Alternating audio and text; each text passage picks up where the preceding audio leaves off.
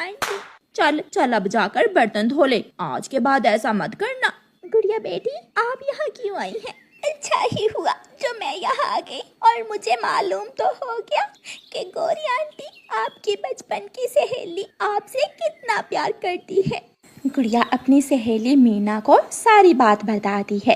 जब से पिताजी के काम से छुट्टी हुई है, घर का गुजारा बहुत मुश्किल से हो रहा है, और अब तो गौरी आंटी मम्मा को बात बात पर मारती भी है, लेकिन मम्मा ने मुझसे ये बात छुपाई थी। गुड़िया मेरी सहेली, अगर आप मेरी मानो तो कोई अपना छोटा मोटा काम शुरू कर लो। किसी के घर में नौकरी करने से अच्छा है कोई अपना काम हो। लेकिन मैं क्या करूं, कुछ समझ भी तो नहीं आ रहा।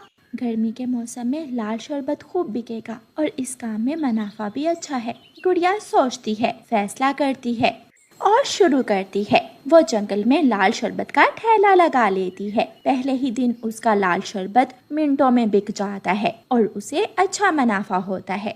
फिर कुछ ही दिनों में गुड़िया अपनी मम्मा को भी काम से हटा लेती है और उसे अपने साथ काम पर ले जाती है। उनका ये काम बहुत अच्छी तरह चलने लगता है। गुड़िया मेरी बेटी, हमें गर्व है आप पर, आपने तो कमाल कर दिया।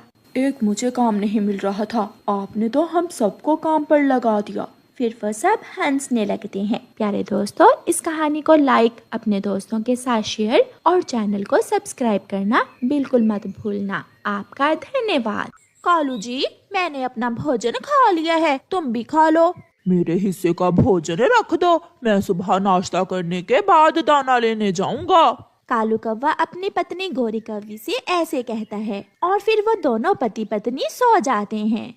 सुबह हो जाती है। गौरी कौवी कालू से पहले उठ जाती है। मैं ये कालू जी के हिस्से का भोजन भी खा लेती हूँ, कालू तो जंगल से ढूंढकर दाना खा ही लेगा। ऐसे सोचते हुए गौरी कौवी अपने पति के हिस्से का भोजन भी खा लेती है। कालू कौवा भी उठ जाता है। मेरा भोजन कहाँ है गौरी? कालू जी, मुझे भूख बहुत लगी हुई थी, मैंने वो भोजन खा लिया है। खा लिया है? मुझे भूख बहुत थी। तेरा पेट तो कोई पुराना कुआं है जो भरता ही नहीं है। अपना भी खा लेती हो और मेरे हिस्से का भोजन भी खा लेती हो। वाह जी वाह, शक्ल देखी है अपनी बुड्ढे। सभी के पति अपनी पत्नियों के लिए भोजन लेकर आते हैं, तुम तो मुझे खाता हुआ देख ही नहीं सकते। मैं बुढ़ा हूँ तो तू भी जवान नहीं है, तेरे पंख भी सफेद होने लगे हैं। ऐसा कहते हुए कालू कौवा घर से निकल जाता है। गौरी कौवी नदी के पास एक पेड़ पर बैठी हुई थी। नदी के पास तोता और तोती भी बैठे हुए थे। तू मेरी तोती सुंदर सी तो